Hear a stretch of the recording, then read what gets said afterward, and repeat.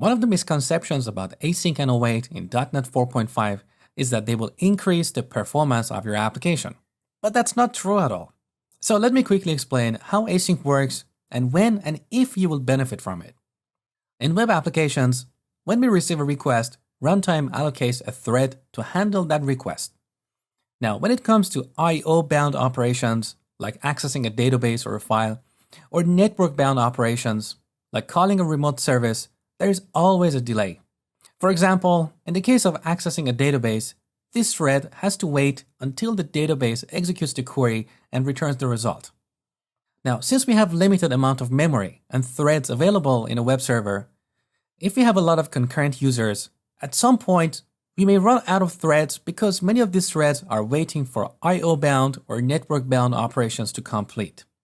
In this case, we either need to add more hardware in terms of memory or more machines, or we can use async and await.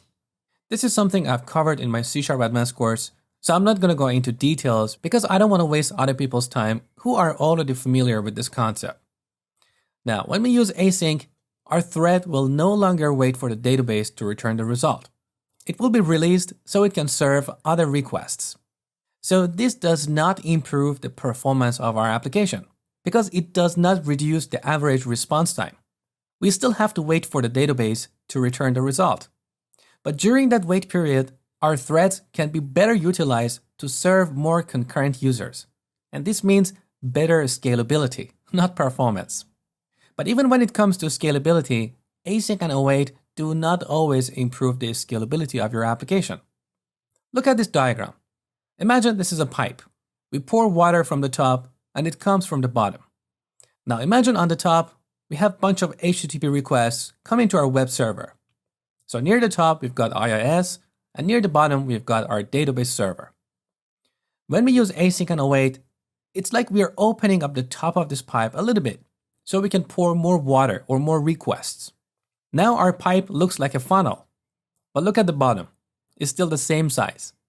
So if you're using a single instance of SQL Server, that's going to be your bottleneck, no matter how many more requests you can serve in IIS, because all these requests will eventually have to wait for the database server to respond. On the other side, if you use a SQL cluster or a NoSQL database like Mongo or Raven, which is designed for scalability, or SQL Azure, that's a different story. The bottom of the pipe will also expand, and that's when you have true scalability. So async and await do not improve the performance of your application. They can only improve the scalability given that you're not using a single instance of SQL Server.